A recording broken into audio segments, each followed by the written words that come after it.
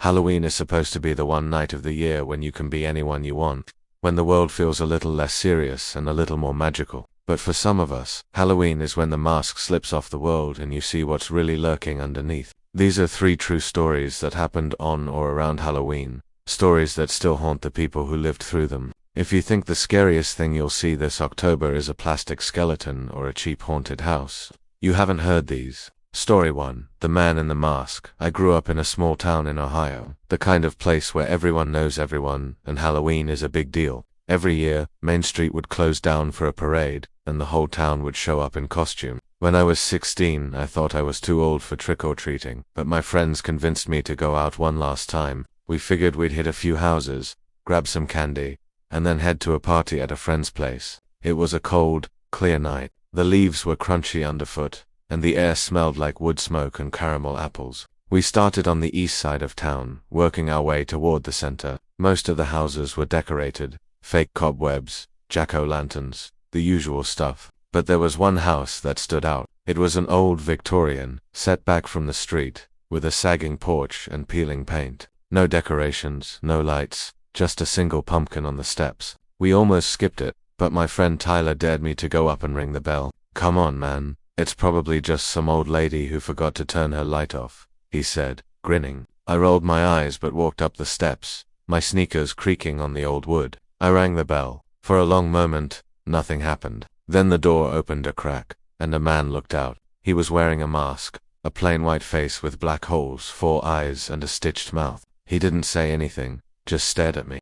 Trick or treat," I said, holding out my bag. The man reached behind the door and dropped a single piece of candy into my bag. Then he closed the door without a word. I hurried back to my friends, trying to laugh it off, but something about the way he'd looked at me made my skin crawl. We kept going, but I couldn't shake the feeling that we were being watched. Every time I looked back, I thought I saw someone standing in the shadows, just out of reach of the streetlights. My friends teased me, but I could tell they were getting creeped out too. We finally made it to the party, and for a while I forgot about the man in the mask. But around midnight, I went outside to get some air. The street was empty except for a few kids running home. That's when I saw him, the man in the mask, standing across the street, just watching me. I froze. He didn't move, didn't say anything, just stared. I went back inside and told my friends. They thought I was messing with them, but when we looked out the window, he was gone. I tried to convince myself it was just some guy trying to scare kids, but that night, I had trouble sleeping. Every time I closed my eyes, I saw that blank, staring face. The next morning, I woke up to a text from Tyler. "Dude, check your porch." I went outside and found a single piece of candy on the steps, the same kind the man had given me. No note, no explanation, just the candy. I never saw the man in the mask again, but every Halloween, I leave my porch light off and hope he doesn't come back. Story 2. The Wrong House. This happened to my older sister Emily when she was in college. She and her roommate, Jess, had just moved into a new apartment off campus. It was their first Halloween living on their own, and they were excited to hand out candy and maybe go to a party later. Their building was old, with creaky floors and thin walls, but it felt safe enough. Around 7 p.m., the first trick-or-treaters started showing up. Emily and Jess took turns answering the door, handing out candy to kids in costumes. Around 8:30, things started to slow down. Jess went to take a shower, and Emily sat on the couch, scrolling through her phone. That's when someone knocked on the door. Emily figured it was another late trick-or-treater, so she grabbed the bowl of candy and opened the door. But it wasn't a kid. It was a man, maybe late 30s, wearing a dirty hoodie and jeans. He wasn't in costume, and he didn't have a bag for candy. "Can I help you?" Emily asked, trying to sound confident. The man just stared at her for a moment, then said, "Is this 214 Maple?" "No, this is 212, Emily said, pointing to the number on the door. He looked past her into the apartment, his eyes scanning the room. "You sure?" he asked, stepping closer. Emily's heart started pounding. "Yeah, I'm sure. You've got the wrong place." The man didn't move. He just stood there, staring at her. Emily tried to close the door, but he put his hand out, stopping it. "I just need to come in for a minute," he said, his voice low. Emily pushed harder, trying to shut the door, but he was strong. She yelled for Jess, who came running out of the bathroom, dripping wet and holding a towel. When the man saw her, he let go of the door and backed away, muttering something under his breath. He walked down the hall and disappeared. They called the building manager and the police,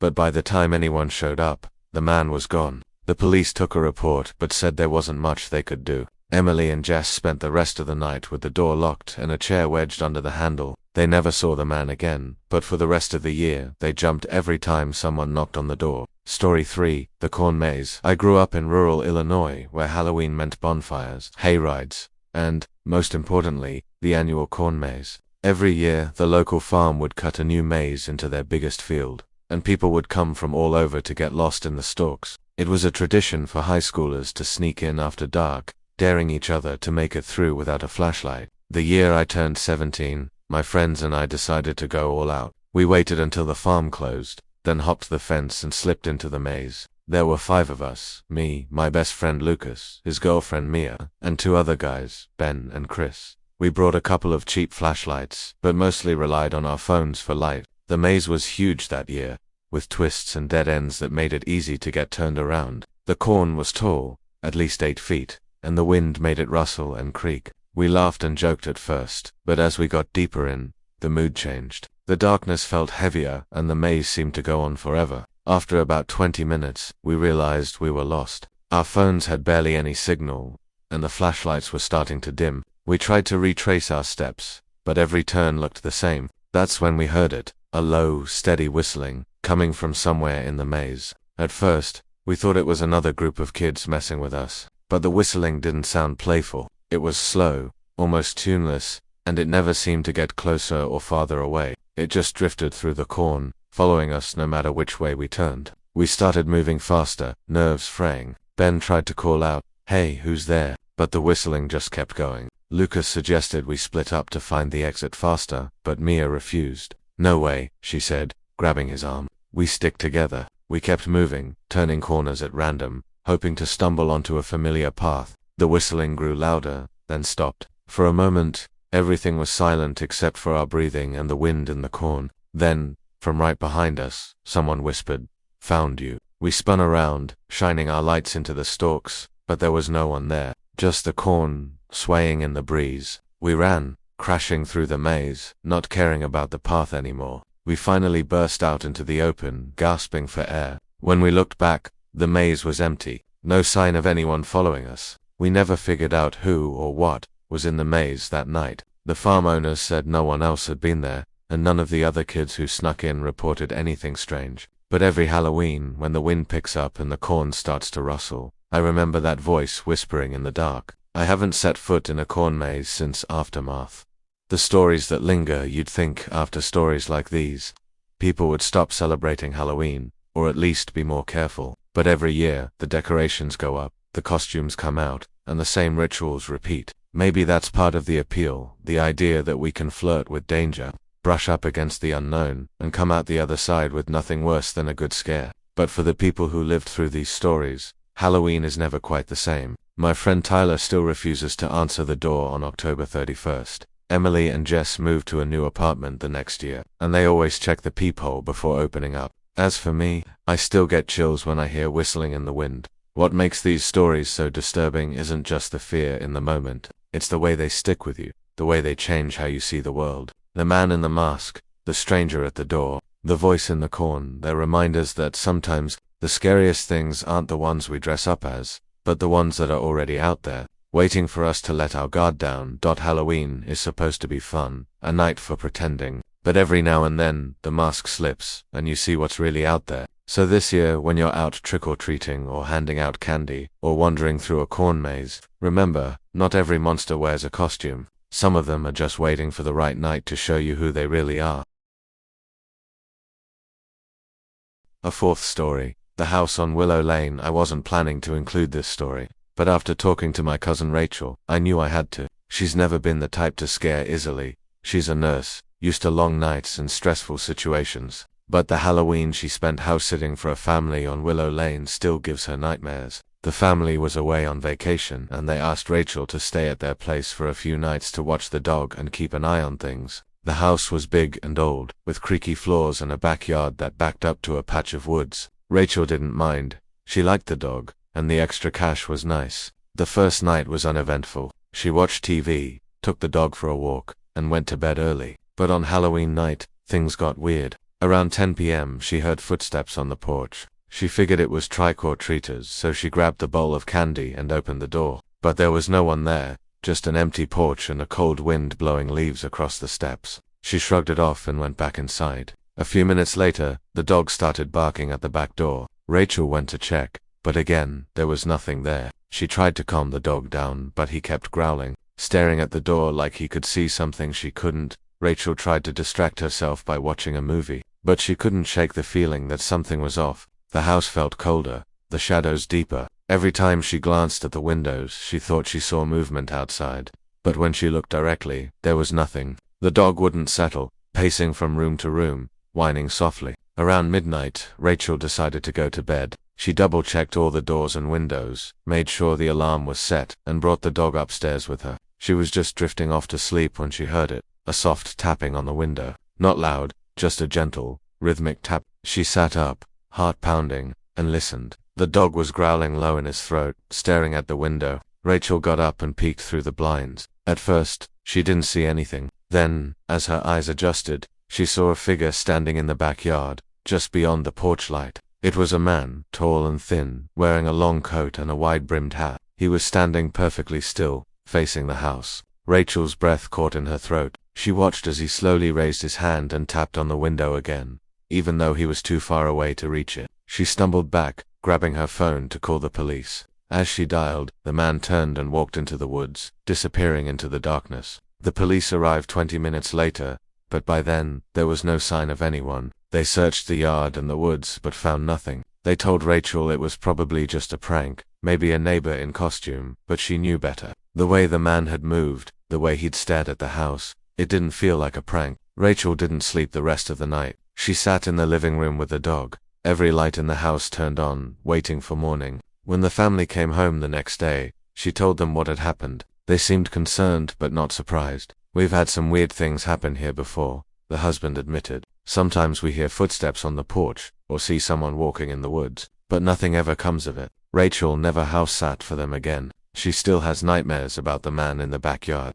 The way he stood so still, the way he tapped on the window from across the yard. She says she'll never forget his face, because even though it was shadowed by the brim of his hat, she could see his eyes, bright and wide, staring right at her. The Halloween prank that wasn't. Not all Halloween scares are supernatural. Sometimes, the real danger comes from people who use the holiday as an excuse to do something truly twisted. My friend Jordan learned that the hard way a few years ago. Jordan was a senior in high school, and he and his friends decided to pull a prank on their math teacher, Mr. Harris. The plan was simple: sneak into his yard late at night and cover his car in toilet paper and shaving cream. They waited until after midnight, when the neighborhood was quiet, and crept through the backyards to Mr. Harris's house. They were halfway through the prank when they heard footsteps coming up the driveway. Thinking it was Mr. Harris, they scattered, hiding behind bushes and trash cans. But it wasn't their teacher. It was a man they didn't recognize, wearing a hoodie pulled low over his face. He walked right up to Mr. Harris's car, looked around, and then started trying the door handles. Jordan watched, frozen, as the man pulled a crowbar from his jacket and started prying at the driver's side door. The other kids were too scared to move. The man finally got the door open and started rummaging through the car. That's when Mr. Harris came outside, probably woken by the noise. The man turned, saw Mr. Harris, and ran. Mr. Harris shouted and gave chase, but the man disappeared into the night. The kids waited until everything was quiet, then ran home, too scared to tell anyone what they'd seen. The next day at school, Mr. Harris looked tired and shaken. His car window was smashed, and he had a bandage on his arm. He didn't say anything about the break-in, but word got around. Jordan and his friends never told anyone they'd been there, but the experience changed them. They realized how quickly a harmless prank could turn into something dangerous, how thin the line is between fun and fear. The uninvited guest. The last story comes from my neighbor, Mrs. Patel. She's lived on our street for over 20 years and is known for throwing the best Halloween parties. Every year she decorates her house from top to bottom, bakes dozens of cookies, and invites the whole neighborhood. A few years ago, Mrs. Patel's party was in full swing. Kids were running around in costumes, parents were chatting in the kitchen, and the living room was packed with people. Around 9 p.m., Mrs. Patel noticed a man standing in the hallway, just outside the bathroom. He wasn't in costume, and she didn't recognize him. She assumed he was a friend of a friend, maybe someone's uncle or older brother. But as the night went on, she kept seeing him. standing in corners, watching the party, never talking to anyone. Every time she tried to approach him, he slipped away into another room. Eventually, Mrs. Patel asked around, but no one knew who he was. When she went to look for him, he was gone. The next morning, she found muddy footprints leading from the back door to the hallway, and a window in the guest room was open. Nothing was missing, but the thought of a stranger wandering through her house while everyone was distracted still gives her chills. Now, every Halloween, Mrs. Patel hires a security guard for her party. She says it's worth the peace of mind, even if it means fewer cookies for the kids. The disappearing trick-or-treater. Some stories stick with you not because of what happened, but because of what could have happened. My cousin Alex told me about a Halloween when he was 12, living in a quiet suburb outside Denver. He and his little sister Mia were out trick-or-treating with their mum. It was a typical night, crowds of kids, porch lights glowing, the air full of laughter and the rustle of costumes. They were about halfway through their route when they noticed a little boy walking alone. He couldn't have been more than 6 or 7, dressed as a pirate, with a plastic sword and a hat that kept slipping over his eyes. He didn't seem scared, just focused, moving from house to house with a determined look. Alex's mom asked if he was lost, but the boy just shook his head and kept walking. They watched him for a while, making sure he was okay. At one point, he stopped at a house, knocked on the door, and waited. No one answered. He stood there for a long time, then turned and walked down the street, disappearing into the crowd. Later that night, as they were heading home, they saw the boy again, standing at the end of the block, staring at a dark house. Alex's mum tried to approach him, but he slipped away, vanishing between 2 parked cars. They looked for him, but he was gone. The next day, Alex's mum called the police, worried that a child had been left alone. The police checked the neighborhood but found nothing. No one reported a missing child, and no one recognized the description. Some people said it was just a kid who got separated from his group, but Alex swears there was something strange about the way the boy moved, the way he seemed to appear and disappear without a sound. For years after, Alex would get nervous every Halloween, scanning the crowds for the little pirate. He never saw him again, but sometimes, late at night, he dreams about that boy wandering the streets, looking for a house that isn't there. The haunted costume. Not all Halloween horror stories are about strangers. Sometimes, the scariest things come from the people you know. My friend Leela had always loved Halloween. She was the kind of person who started planning her costume in August, who spent hours making decorations and baking spooky treats. One year, she found an old costume at a thrift store, a beautiful, vintage dress that looked like it belonged in a haunted mansion. It was perfect for her ghost bride idea. She brought it home, washed it, and hung it in her closet, excited for the big night. The first strange thing happened a few days before Halloween. Lila woke up in the middle of the night to find the dress hanging on the back of her bedroom door, even though she was sure she'd left it in the closet. She chalked it up to forgetfulness and put it back. The next night, she heard whispering in her room, soft, urgent voices she couldn't quite make out. She turned on the light, but the room was empty. The dress was back on the door.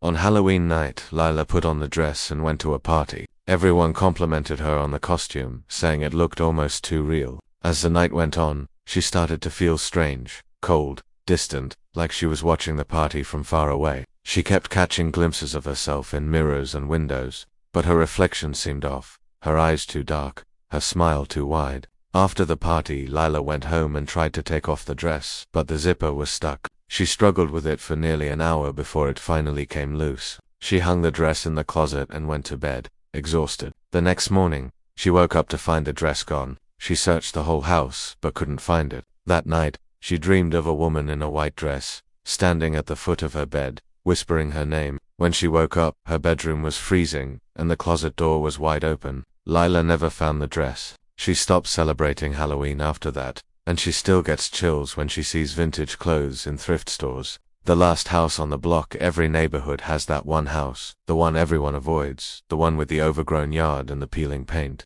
In my town, it was the old Miller place, a crumbling Victorian at the end of Maple Street. The story went that old Mrs. Miller had died there years ago, and no one had lived in the house since. One Halloween, my friends and I dared each other to go up to the Miller house and ring the bell. We were 13, full of bravado and sugar, convinced we could handle anything. We crept up the walkway, hearts pounding, and stood on the porch, daring each other to knock. I finally worked up the nerve and rapped on the door. For a long moment, nothing happened. Then, slowly, the door creaked open. We all froze. Inside the house was dark, but we could see a faint light at the end of the hallway. "Hello?" I called, my voice shaking. No answer. The light flickered, then went out. We turned and ran, screaming all the way back to the street. The next day, we went back to see if the door was still open. It was closed tight, and the porch was empty. But on the step, there was a single, old-fashioned candy wrapped in wax paper. None of us took it. Years later, the Miller house was torn down to make way for new condos, but every Halloween, someone leaves a piece of candy on the empty lot, wrapped in wax paper. No one knows who does it, but everyone knows why. The babysitters call some stories become urban legends, but sometimes they really happen. My aunt used to babysit for a family that lived a few blocks from her house. She was 16, saving up for a car, and the family had 2 little kids who were easy to watch. It was a simple job: put the kids to bed, watch TV, and wait for the parents to come home. One Halloween, the parents were going to a party and asked my aunt to come over. She arrived around 7 p.m., helped the kids into their costumes, and took them trick-or-treating around the neighborhood. By 9 o'clock, the kids were in bed, and my aunt was curled up on the couch with a bowl of popcorn, watching scary movies. Around 10:30, the phone rang. It was a landline, and the caller ID just said unknown. My aunt answered, expecting it to be the parents checking in. Instead, a man's voice whispered, "Have you checked the children?" She froze. "Who is this?" she asked, but the line went dead. She tried to shake it off, telling herself it was a prank. But a few minutes later, the phone rang again. Same voice, same question. "Have you checked the children?" This time, she hung up and called the parents' cell, but it went straight to voicemail. She checked on the kids. They were both sound asleep. The phone rang a third time. "I'm watching you," the voice said. "Don't turn around." My aunt's heart was pounding. She locked all the doors and windows, turned on every light in the house, and sat with her back to the wall, clutching the phone. Finally, the parents came home around midnight. My aunt told them what had happened, and they called the police. The officers traced the calls and found they had been coming from a cell phone somewhere in the neighborhood. They never figured out who it was, but for weeks after, my aunt would get chills every time the phone rang. She never babysat for that family again, and she still hates answering unknown numbers. The costume contest Halloween is supposed to be about fun, but sometimes things go wrong in ways you never expect. My friend Marcus told me about a costume contest at his high school that turned into something out of a nightmare. The school held a big Halloween dance every year with a contest for the best costume. Marcus and his friends went all out, dressing as zombies, vampires, and movie monsters. The gym was packed, the music was loud, and everyone was having a good time. Halfway through the night, the principal announced the start of the contest. One by one, students went up on stage to show off their costumes. Then, a figure stepped onto the stage that no one recognized. He was tall, wearing a tattered black cloak and a mask that covered his entire face. The mask was blank, featureless, with no eye holes or mouth. The crowd went quiet as the figure stood there, not moving. The principal tried to joke, "Well, that's certainly mysterious." But the figure didn't respond. He just stood there, silent and still. After a few moments, the principal asked him to take off the mask. The figure shook his head. The principal tried again, but the figure turned and walked off the stage, disappearing into the crowd. No one saw where he went. The teachers searched the gym, but he was gone. The doors had been watched all night, and no one remembered seeing him leave. The next day, the school checked the sign-in sheets and security cameras, but there was no record of anyone matching the figure's description. For weeks, students whispered about the masked stranger. Some said it was a prank, others thought it was a ghost. Marcus still gets uneasy thinking about it, especially when he sees someone in a mask. The pumpkin patch, my last story, comes from my own childhood. When I was 10, my family went to a pumpkin patch every year to pick out our jack-o'-lanterns. The patch was on the edge of town, surrounded by woods, and run by an old couple who seemed to know every kid by name. One year, we went late in the afternoon, just as the sun was setting. The patch was almost empty, just a few families left. My little brother wandered off between the rows of pumpkins, and I went after him. We were playing hide-and-seek, ducking behind the biggest pumpkins, when I heard someone whisper my name. I thought it was my brother, but when I looked, he was on the other side of the field. The whisper came again, closer this time. I turned and saw a man standing at the edge of the patch, half hidden by the trees. He was tall and thin, wearing a dirty coat and a wide-brimmed hat. He beckoned to me, his hand curling in a slow, deliberate motion. I froze. My brother called out, and I ran to him, grabbing his hand and dragging him back to our parents. When I looked back, the man was gone. I told my parents, but they said it was probably just one of the workers. But I knew it wasn't.